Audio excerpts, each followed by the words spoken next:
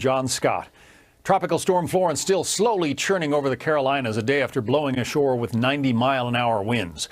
The storm practically parking itself all day long, inching westward at just 2 miles per hour, not even as fast as a person walking. Florence so far dumping 2 feet of rain in some places, and forecasters are predicting another 1.5 feet could fall when all is said and done. The torrential rains causing rivers to rise to record levels, prompting increasing fears of catastrophic flooding across the region. The Marines, the Coast Guard, FEMA, and civilian crews are using helicopters, boats, and heavy-duty vehicles to rescue scores of people trapped in fast-moving floodwaters. So far, at least 11 people have died as a result of the storm. Nearly 1 million people are without power. I'm John Scott. Now back to life, liberty, and Levin.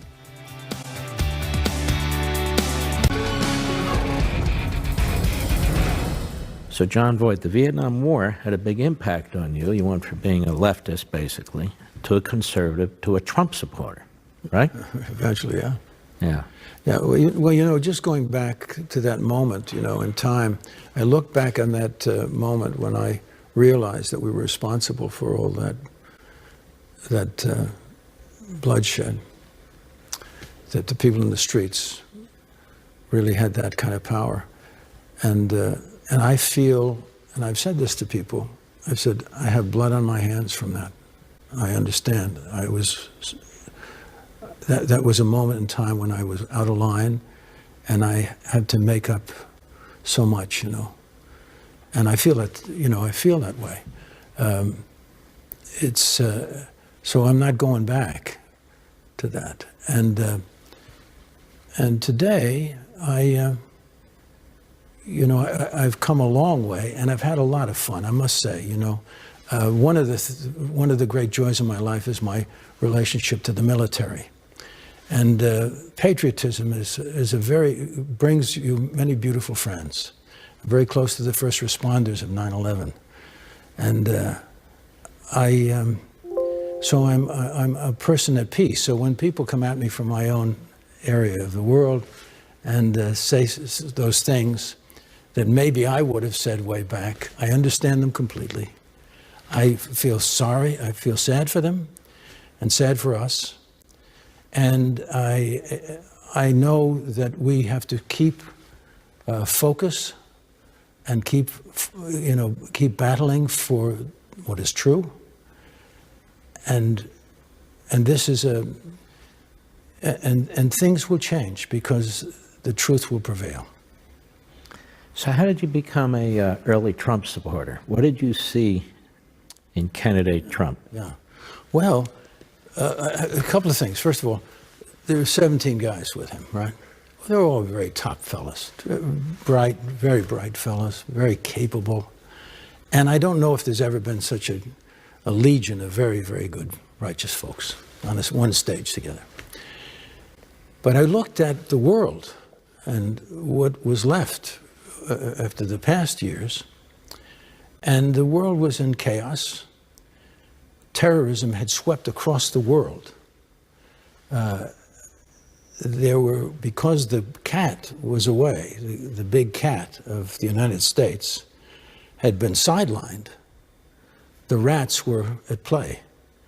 And so you had North Korea making these gestures to endanger their neighbors.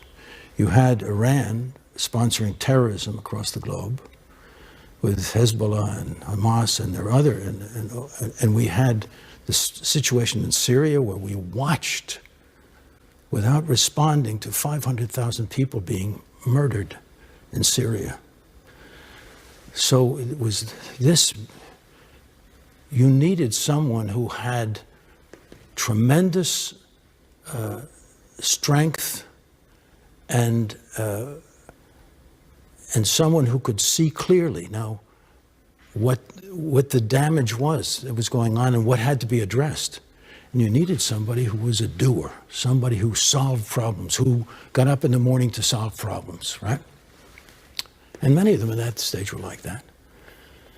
And then on the home front, we had terrible joblessness, a failing economy.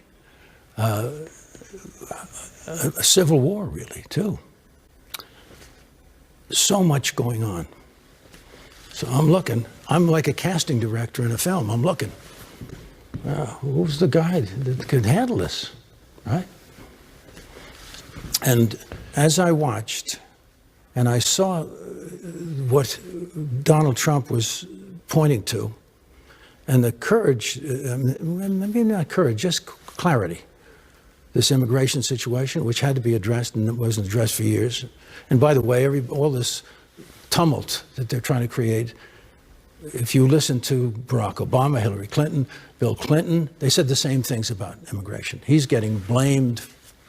They're trying to make him a racist for saying the exact same things, right? But the difference with Donald Trump and those folks, he's going to do something about it. And as I saw him, you know, focusing on like just the clear common sense of our trade deals and our dealings with it, he said, we're going to have politicians sitting down with these people negotiating treaties.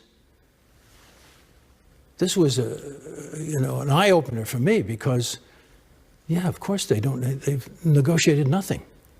You know, they begged for money, but they haven't negotiated anything. They're not tough negotiators. They're not card players. They don't see what's going on the other side of the table. That kind of thing, right?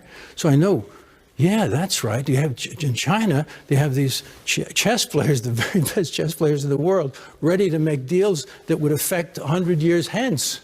I mean, you got real big guys up there. You better have the right people at the other side of the table. All these things, they made sense to me. Do you know what I'm saying? And the more he talked, the more I saw what was going on. And the other thing there are two other things. One was he was happy in a battle. If somebody came at him, he was happy to respond in kind. It took no energy from him. And we had seen, the attacks against George Bush, Mitt Romney, Sarah Palin, all of these lies and slanders that covered them and defeated them in the end. Now, when we come back, I want your second point. You said there's 2 points. Yeah, there's 2 points. All right, ladies and gentlemen, don't forget, check us out at Levin TV. Go to crtv.com/Mark, crtv.com/Mark, or give us a call at 844-LEVIN-TV, 844-LEVIN-TV. We'd love to have you join us over there. We'll be right back.